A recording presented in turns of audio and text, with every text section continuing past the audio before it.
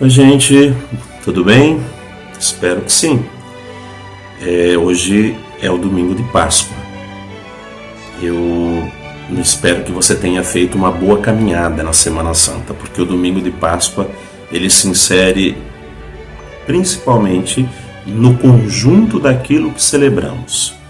Ele não dá para celebrar a Páscoa sem ter feito o caminho com Jesus, porque a Páscoa ela não é um momento isolado. Ela é a ligação de tudo aquilo que Jesus viveu e fez com aquilo que ele se propõe a oferecer e a dar para toda a humanidade. É um dia belíssimo que, dependendo de como é a tradição na sua família, ou na sua comunidade, ou nos seus grupos, você vai viver de um jeito. Tem gente que está viajando, tem gente que está celebrando em outros lugares, e aí fica mais complexo ainda. Mas se você estiver na sua comunidade ou estiver junto da sua família, aquele momento de fazer a criança procurar o ovo de Páscoa, ou aquela coisa de desejar o Feliz Páscoa, abraçar o outro e às vezes dar um bombom, né? É algo muito rico da nossa cultura que a gente não deveria deixar passar, ainda que isso não seja o foco. Mas isso tudo é uma espécie de laço que nos aproxima do mistério celebrado na liturgia. Não sei como foi sua vigília pascal ontem, porque normalmente a nossa vigília ela é um pouco cansativa, né? Todo mundo que tem fôlego para aguentar a vigília pascal do jeito que ela é. Mas eu espero que você tenha celebrado muito bem, porque é de uma grandeza aquele memorial das palavras lidas e cantadas no Sábado Santo, que nos colocam em comunhão com algo que a gente não consegue nem sequer imaginar.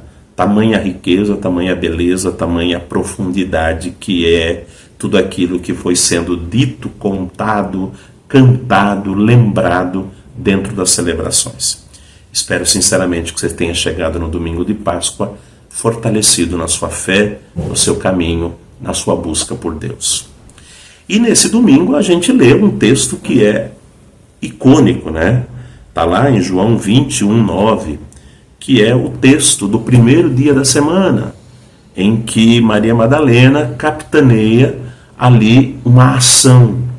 E a primeira pergunta que a gente tem que fazer é: por que é Maria Madalena aquela quem vai fazer esse laço, que vai fazer essa unidade entre aquilo que as comunidades tinham vivenciado no Calvário e toda a dor que isso traz, toda a frustração, o cansaço, eu diria até todo o medo, né? Porque a partir de agora eles também passam a ser alvo da perseguição ou da raiva daquelas pessoas.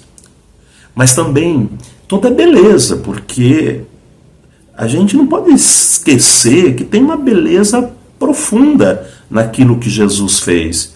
Ele fez uma coisa realmente valiosa. Ele pegou a vida dele e falou assim: olha, eu dou a minha vida para vocês, eu ofereço a minha vida para vocês. E esse oferecer a vida e esse dar a vida é algo que a gente não está acostumado. Os próprios autores bíblicos vão dizer: talvez a gente consiga fazer isso por alguém que a gente ame muito. Talvez, mas o normal é que ninguém dê a vida por ninguém. E Ele nos deu a vida enquanto ainda éramos pecadores.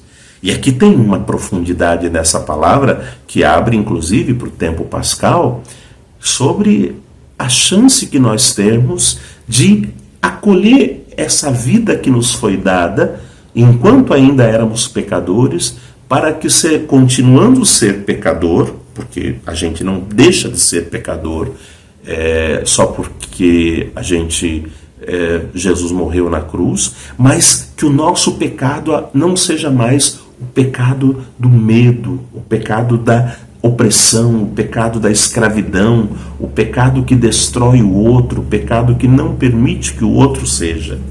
Nós estamos falando de uma salvação que nos coloca imediatamente diante do grande acontecimento.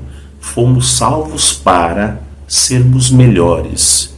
E, portanto, quando Maria Madalena faz todo esse trâmite, né, entre vai no túmulo, não encontra o corpo, sai para chamar os apóstolos correm, um chega primeiro, vê, mas não entra, o outro chega depois, entra e declara que de fato estão diante de um fenômeno que foge à compreensão. Todos esses elementos, eles estão diante de nós para que a gente se sinta de fato em comunhão com Deus. Toda aquela dor que Jesus passou pelo Calvário, pela morte, pela cruz, não foi em vão. O Pai o reconduziu, o Pai o deu de volta. E aí é claro que tem uma série de desdobramentos teológicos, porque a gente vai entender como que Jesus ficou de volta, como que a gente percebe Jesus de volta, quais são os ensinamentos da igreja sobre a presença de Jesus na vida de todos nós. Porque ele voltou para o Pai, ele foi reintroduzido no seu lugar junto ao Pai, mas eu estarei com vocês até o fim dos tempos. Eu permaneço com vocês, eu caminho com vocês, eu não vou deixar vocês órfãos, eu não vou deixar vocês abandonados, eu não vou deixar vocês perdidos. Eu vou recolocar vocês no caminho da salvação. Portanto, quando celebramos esse grande mistério, abre para nós também a possibilidade da gente trazer esse mistério para dentro como uma espécie de descoberta. Tudo que morreu em mim, que pode ser renascido, que pode se tornar vivo de novo. Desde as coisas, das lembranças, dos aprendizados, mas também quantos sentimentos que já morreram dentro de nós. Quantas coisas que nós deixamos de morrer por falta de cuidado e deixamos de morrer por falta de zelo. Quantas vezes deixamos de fazer aquilo que era nossa higiene mental, nossa higiene espiritual, e acabamos nos perdendo no reino de deixa como tá, não esquenta a cabeça, tá tudo numa boa, não tem que se preocupar com nada. A Páscoa de Jesus é também um chamado ao levantar-se, ao dizer: Madalena, Pedro, João, vocês estão se acostumando com a morte, vocês estão se acostumando com o fim, vocês estão se acostumando com o ponto final que foi posto pela pedra colocada na entrada do túmulo. Será que é para isso que nós fomos reunidos? Para deixar a pedra no túmulo determinar que tudo está terminado e, portanto, determinar que não tem nada que possamos fazer para ir adiante? Será que não é hora? Será que não é modo? Será que não é oportunidade da gente se aproximar de novo deste caminho e perceber que este caminho é um caminho de renovação? A Páscoa é renovação.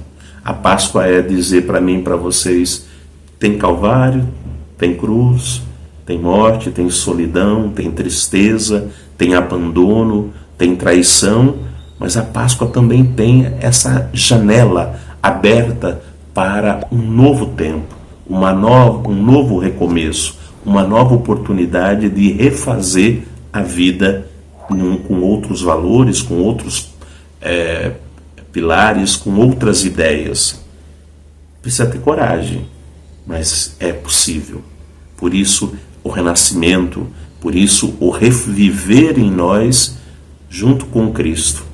A alegria de Maria Madalena quando não encontra, a alegria misturada com medo, com angústia, mas é uma alegria, porque se ele não está aqui, alguma coisa aconteceu. A morte não pôs o ponto final.